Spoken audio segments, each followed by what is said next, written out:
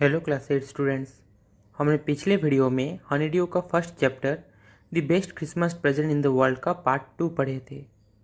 अगर आप पिछले दो वीडियोस नहीं देखे हैं तो आपको डिस्क्रिप्शन में उन दोनों वीडियोस के लिंक मिल जाएंगे।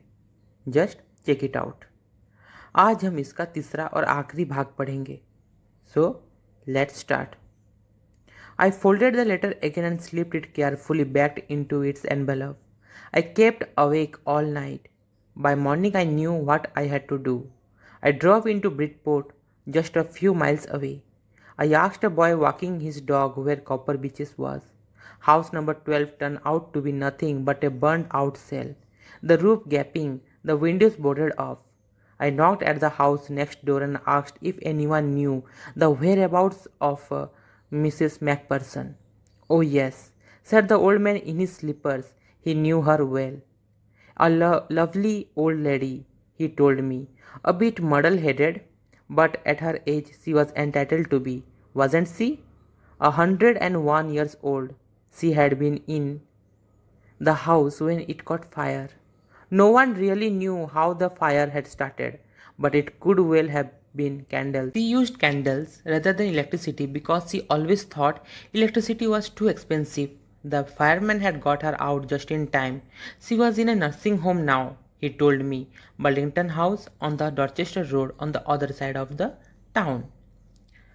पूरे चिट्ठी को पढ़ने के बाद लेखक उस चिट्ठी को वापस मोड़कर बड़े ही सावधानी से उसे उसके लिफाफे में डाल देते हैं।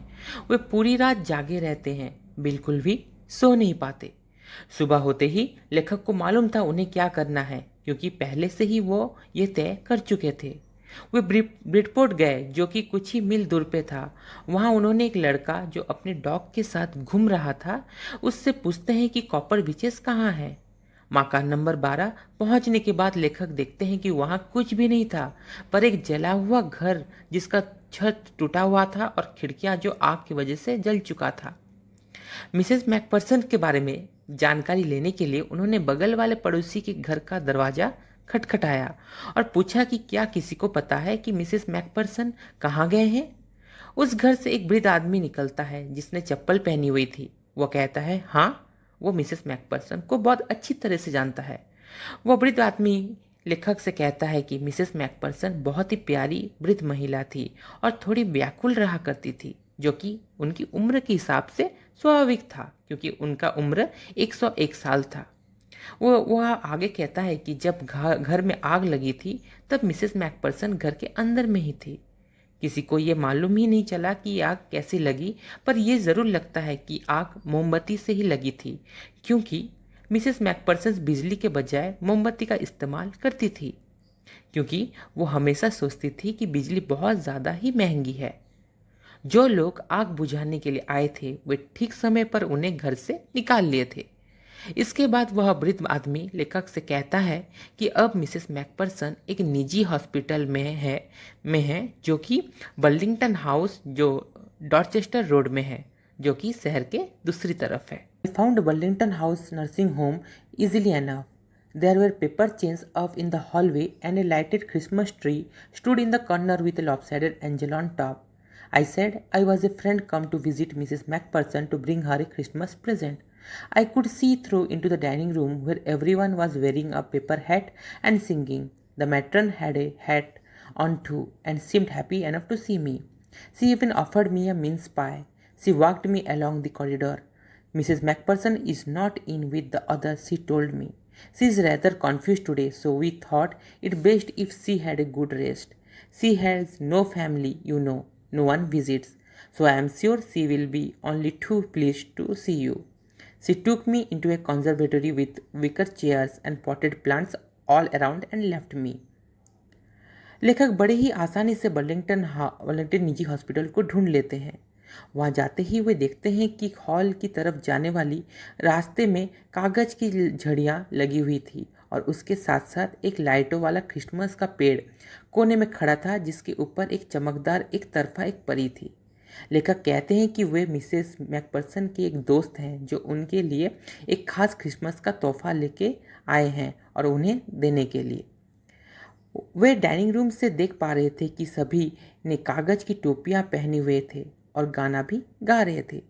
जो मैट्रन थी, मतलब जो कि मुख्य मुख्य नर्स थी, उन्होंने भी एक कागज की टोपी पहनी हुई थी और लेखक को देखकर काफ़ी खुश नजर आ रही थी। उन्होंने लेखक को मिन्स पाई खाने को दिया। वह नर्स उन्हें एक गलियारे की तरफ से ले जाते हुए कहा कि मिसेस मैकपर्सन दूसरों के साथ नहीं है, क्योंकि आज वह कुछ व्याकुल लग रही थी, इसलिए उन्होंने सोचा कि उन्हें आराम देना ही बेहतर होगा। आगे वह नर्स कहती है कि वह निश्चित है कि लेखक को देखकर मिसेस मैकपर्सन बहुत ज़्यादा ही खुश होंगी, क्योंकि उनका कोई परिवार नहीं है और उनसे कोई मिलने भी नहीं आता, इसलिए उन्हें देखकर मिसेस मैकपर्सन बहुत प्रसन्न होगी। वह नर्स लेखक को ऐसे जगह पर छोड़कर चली गई जो एक खुला जगह था, जिसके चारों ओर कुर्सियां लगी थी और गमले में लगे हुए पौधे थे। The old lady was sitting in a wheelchair, her hands folded in her lap. She had silver white hair pinned into a wispy bun. She was gazing out at the garden. "Hello," I said. She turned and looked up at me vacantly. "Happy Christmas, Connie," I went on. "I found this. I think it's yours." As I was speaking, her eyes never left my face. I opened the tin box and gave it to her. That was the moment her eyes lit up with recognition and her face became suffused with a sudden glow of happiness. I explained about the desk, about how I had found it, but I don't think she was listening.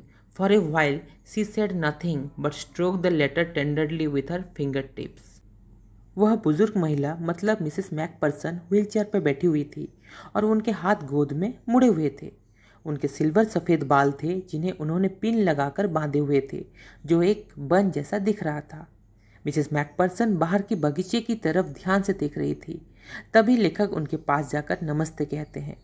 Mrs McPherson लेखक की तरफ मुड़ी और बड़े उदासी भरे नज़रों से उनकी ओर देखा।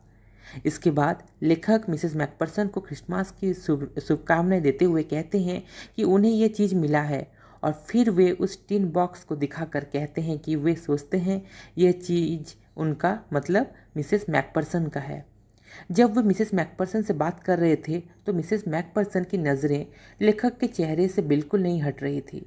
लेखक उस बॉक्स को खोलकर उन्हें देते ही उसी पल मिसेस मैकपर्सन के चेहरा एकदम से खिल उठता है। उनकी आंखों में भी चमक नज़र आती है, खुशियों से भरी। उसके बाद लेखक उन्हें बताते हैं कि कैसे उन्हें वह डेस्क मिला, लेकिन लेखक को लगता है कि जो वो कह रहे हैं वह मिसेस मैकपर्सन सुन ही नहीं रही थी। कुछ देर तक मिसेस मैकपर्सन कुछ भी नहीं कहा, बस चिट्ठी को उंगलियों से सहलाती रही। Suddenly she reached out and took my hand. Her eyes were filled with tears.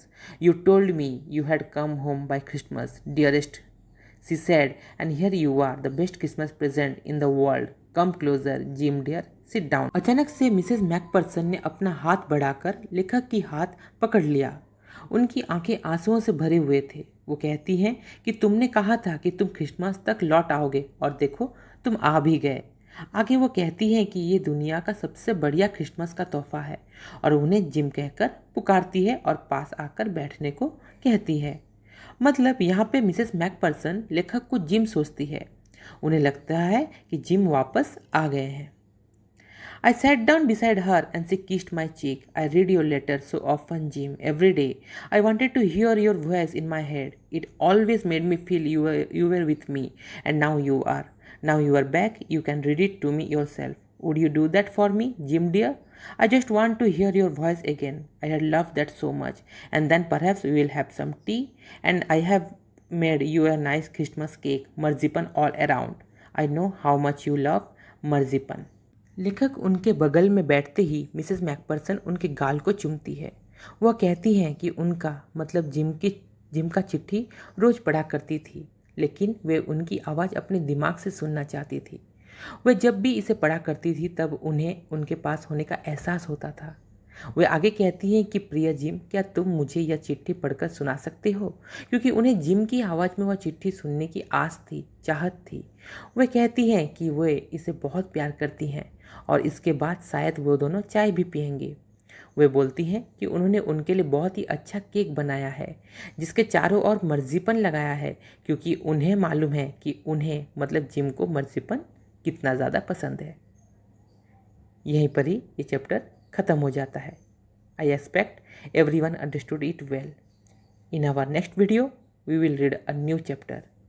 Till then, bye everyone.